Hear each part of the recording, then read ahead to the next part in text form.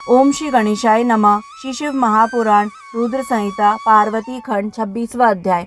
इस अध्याय में हम जानेंगे पार्वती की परीक्षा लेने के लिए भगवान शिव का जटाधारी ब्राह्मण का वेश धारण कर पार्वती के समीप जाना। शिव पार्वती संवाद।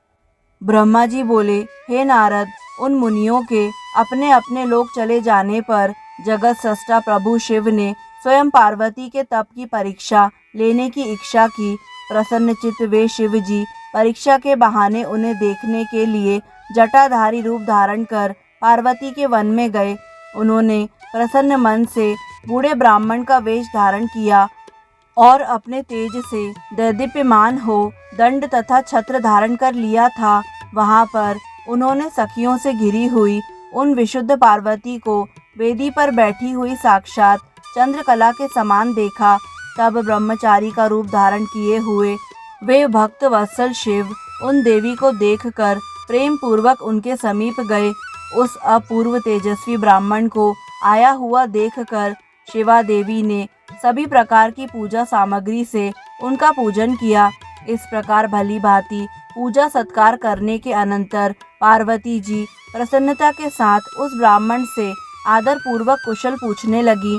पार्वती बोली, हे ब्राह्मण, ब्रह्मचारी का स्वरूप धारण किए हुए आप कौन हैं और कहाँ से आए हैं? आप इस वन को प्रकाशित कर रहे हैं। हे वेद वेदताओं में श्रेष्ठ, यह सब मुझसे कहिए। ब्राह्मण बोले, मैं वृद्ध ब्राह्मण का शरीर धारण किए अपने इच्छा अनुसार चलने वाला एक बुद्धिमान तपस्वी हूँ। मैं दूसरों को सुख देने वाला तथा उनका उपकार करने वाला हूँ, इसमें संशय नहीं है। तुम कौन हो और किसकी कन्या हो? इस निर्जन वन में अकेली रहकर इतनी कठिन तपस्या क्यों कर रही हो, जो मुनियों के लिए भी दुष्कर है? तुम ना तो बाला हो, ना ही वृद्धा, तुम तो सर्वथा तरुणी जान पड़ती हो। पति के बिना इस वन में इतनी कठोर तपस्या क्यों कर रही हो? हे भद्रे, क्या तुम किसी तपस्वी की सहचारिणी हो जो इतनी घोर तपस्या में निमग्न हो? क्या वह तपस्वी तुम्हारा पोषण नहीं करता अथवा तुम्हें छोड़कर अन्यत्र चला गया है? तुम किसके कुल में उत्पन्न हुई हो? तुम्हारे पिता कौन हैं तथा तुम्हारा क्या नाम है, यह बताओ। तुम तो सौभाग्यशालिनी हो, तपस्या में तुम्हारी आसक्ति तो व्यर्थ ही है। क्या तुम वेदों की जन्मदात्री सावित्री हो या महालक्ष्मी हो अथवा सुंदर रूप धारण किए हुए सरस्वती हो? इनमें तुम कौन हो, मैं अनुमान नहीं कर पा रहा हूँ। पार्वती बोली, हे विप्र, ना तो मैं सावित्री हूँ, ना महालक्ष्मी और ना ही सरस्वती ही हूँ। मैं हिमालय की पुत्री हूँ और मेरा वर्तमान नाम पार्वती है। पूर्व जन्म में मैं दक्ष की कन्या थी। उस समय मेरा नाम सती था। मेरे पिता ने मेरे पति की निंदा की थी, इसीलिए मैंने योग मार्ग का अवलंबन कर अपना शरीर त्याग दिया था। मैंने इस जन्म में भी भाग्यवश शिव जी को ही प्राप्त किया, परंतु वे कामदेव को जलाकर मुझे छोड़कर चले गए। हे विप्र, शंकर जी के चले जाने पर मैं कष्ट से उद्गिन हो गई और तप के लिए दृढ़ होकर पिता के घर से गंगा के तट पर चली आई। बहुत समय तक कठोर तपस्या करने के बाद भी मेरे प्राण वल्लभ सदाशिव मुझे प्राप्त नहीं हुए। इस कारण मैं अग्नि में प्रवेश करना चाहती थी, किंतु आपको देखकर क्षण मात्र के लिए रुक गई। अब आप जाइए। शिव जी ने मुझे अंगीकार नहीं किया, इसलिए मैं अब अग्नि में प्रवेश करूंगी। मैं जहाँ जहाँ जन्म लूंगी वहाँ भी शिव को ही वर रूप में प्राप्त करूंगी। ब्रह्मा जी बोले, इस प्रकार कहकर पार्वती ब्रह्मचारी द्वारा बारंबार निषेध करने पर भी अग्नि में प्रवेश कर गईं।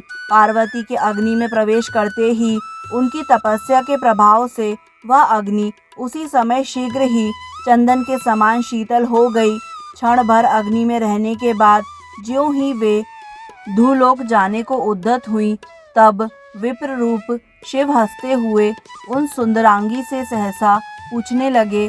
द्विज बोले, हे भद्रे, तुम्हारी यह कैसी तपस्या है? मुझे तो तुम्हारी इस तपस्या का कुछ भी फल नहीं जान पड़ता।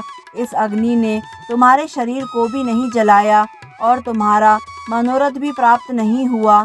इसीलिए हे देवी, सब प्रकार का आनंद प्रदान करने वाले मुझ विप्र वर्ग के सामने तुम अपना मनोरथ ठीक से कहो। हे देवी, तुम पूर्ण रूप से इस बात को यथाविधि कह दो। परस्पर बातचीत से हमारी तुम्हारी मित्रता हो गई, अतः तुम्हें इस बात को गोपनीय नहीं रखना चाहिए।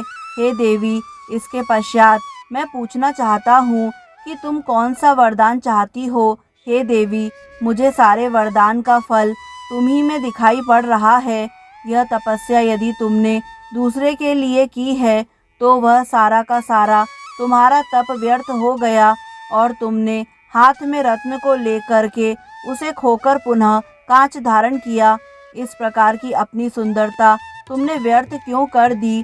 अनेक प्रकार के वस्त्र त्याग कर तुमने यह मृग चर्म क्यों धारण किया?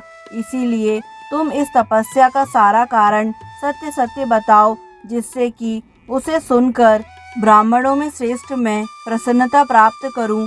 ब्रह्मा जी बोले, जब इस प्रकार उस ब्राह्मण ने पार्वती से पूछा, तब उन सुव्रता ने अपनी सखी को प्रेरित किया और उसके मुख से सारा वृत्तांत कहलवाया। तदंतर उस पार्वती से प्रेरित होकर पार्वती को प्राणों के समान प्रिय तथा उत्तम व्रत को जानने वाली विजया नाम की सखी उस ब्रह्मचारी से कहने लगी। सखी बोली, हे साधो, यदि आप इस पार्वती का श्रेष्ठ चरित्र एवं इसकी तपस्या का समस्त कारण जानना चाहते हैं तो मैं उसे कहूँगी, आप सुने। यह मेरी सखी पर्वतराज हिमालय की पुत्री है और पार्वती नाम से प्रसिद्ध है। इसकी माता मेनका है। अभी तक इसका विवाह किसी के साथ नहीं हुआ है। यह शिव जी को छोड़कर दूसरे को अपना पति नहीं बनाना चाहती। यह 3000 वर्ष से तपस्या कर रही है। हे साधो, हे द्विजोत्तम, उन्हीं के लिए मेरी सखी ने ऐसा तप आरंभ किया है।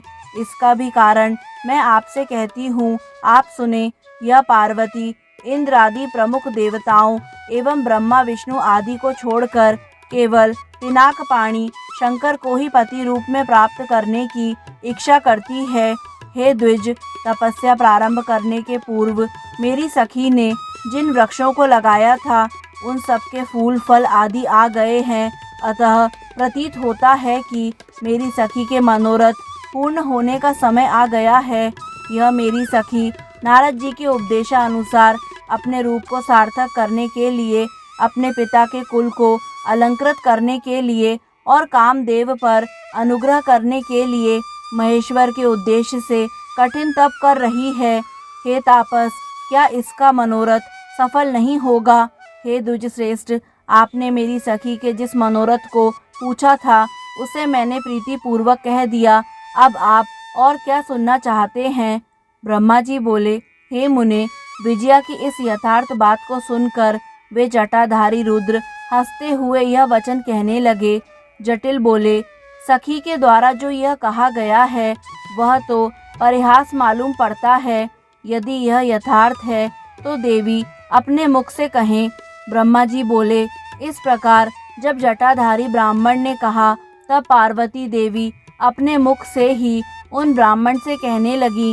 इस प्रकार शिशिव महापुराण के अंतर्गत द्वितीय रुद्र संहिता के तृतीय पार्वती खंड में शिवा जटिल संवाद वर्णन नामक 26वां अध्याय पूर्ण हुआ। दोस्तों, आगे आने वाले सभी अध्यायों को निरंतर सुनने के लिए हमारे YouTube चैनल आध्यात्मिक कथाएं को लाइक करें, सब्सक्राइब करें और बेल आइकन पर प्रेस करें। धन्यवाद।